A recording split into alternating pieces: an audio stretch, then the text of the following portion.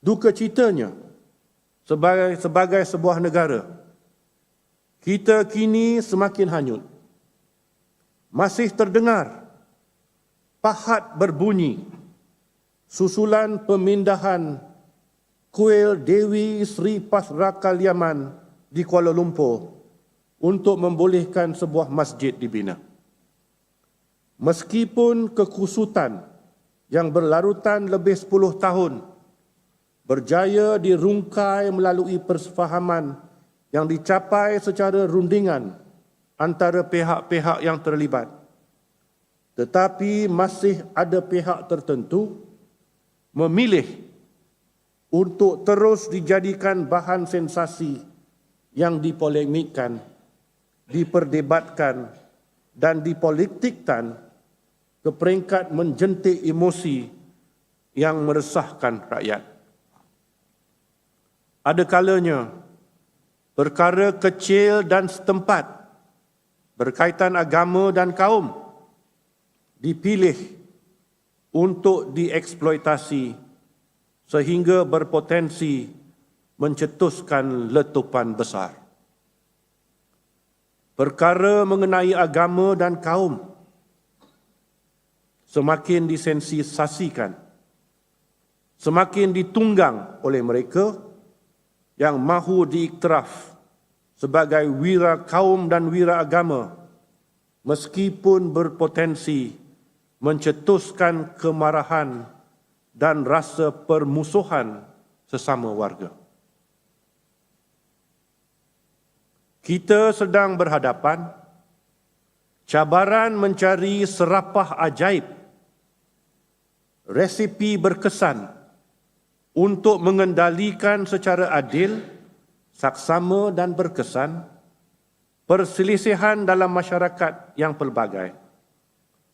Kita masih meraba dalam kesamaran mencari formula untuk memahamkan pelbagai pihak agar lebih rasional, bersedia melihat melalui lensa penyatuan dan perpaduan, berasaskan nilai-nilai kemanusiaan yang menghargai keharmonian. Sangat mendukacitakan politik kebencian dijadikan pilihan dan dikhawatiri negara bakal menghadapi warga yang tidak lagi bersatu, malah membenci dan memusuhi antara satu sama lain. Negara ini semakin disemai benih-benih kebencian secara keterlaluan hingga terhakisnya kompas moral dan gugurnya empati apabila berurusan dengan pihak yang tidak sekata. Kelihatan semakin subur budaya fitnah, semakin syarat budaya yang merestui perbuatan menghina dan menjatuhkan maruah lawan politik, dan semakin luntur nilai-nilai keinsanan dan kemanusiaan. Kebenaran bagaikan tiada lagi mempunyai nilai dan harga.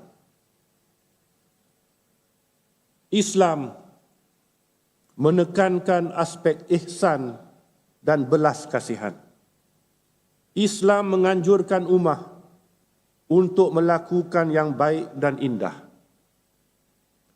Agama Kristian menekankan elemen rahmat, sementara agama Hindu dan ajaran Buddha menekankan elemen dharma yang mengutamakan kebenaran.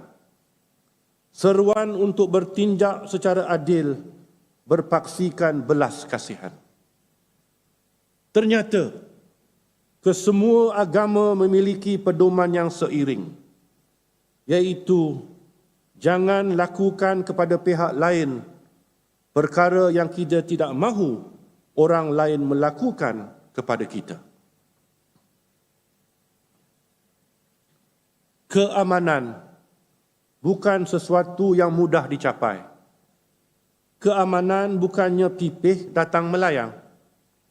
Keamanan ialah hasil perjuangan dan pengorbanan generasi terdahulu yang berusaha mengekalkan kestabilan dan kemakmuran negara. Rakyat perlu menghargai dan mengamalkan nilai perpaduan, saling menghormati dan hidup dalam suasana bertoleransi dengan keinsyafan. Kestabilan negara bukan hanya tanggungjawab kerajaan, tetapi memerlukan kerjasama seluruh rakyat.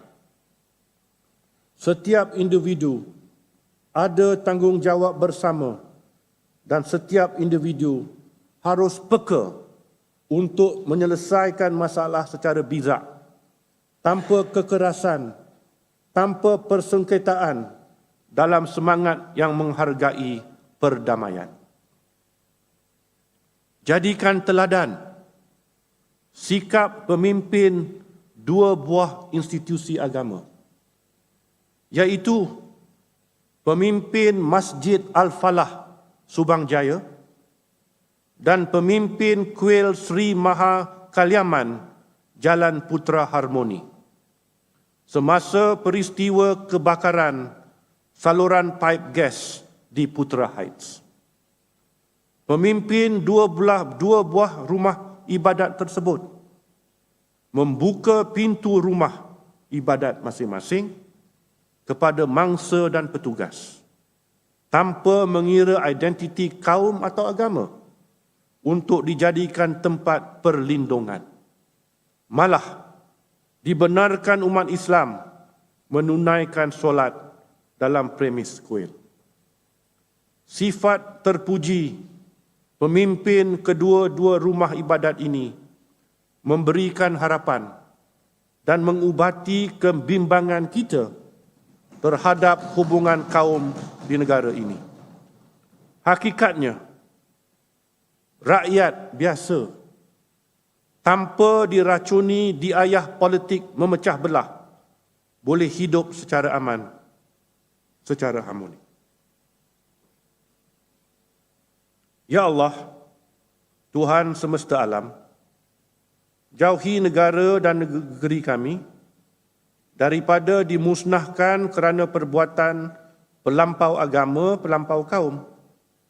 Semoga negeri Perak Darul Ridwan berserta rakyatnya terus diberkati dan dianugerahi taufik dan hidayah oleh Allah Subhanahu wa taala, bersatu padu di bawah lindungannya. Beta bersama Raja Permaisuri, Dewan ini dan seluruh rakyat Beta di negeri Perak menzahirkan rasa duka cita atas kembalinya ke rahmatullah Perdana Menteri Malaysia kelima, Tun Abdullah Ahmad Badawi, dan menzahirkan ucapan takziah kepada Tun Jin Abdullah dan keluarga Allahyarham. Semoga roh Allahyarham Tun Abdullah Ahmad Badawi dilimpahi rahmat ihsan ilahi, ditempatkan dalam kalangan roh para solihin. Menandakan rasa sedih dan duka cita rakyat dan negeri Perak, dititahkan bendera negeri Perak, dikibarkan separa tiang pada hari ini. Dengan lafaz Bismillahirrahmanirrahim, Beta merasmikan mesyuarat pertama tahun ketiga Dewan Negeri Perak Darul Ridwan ke-15.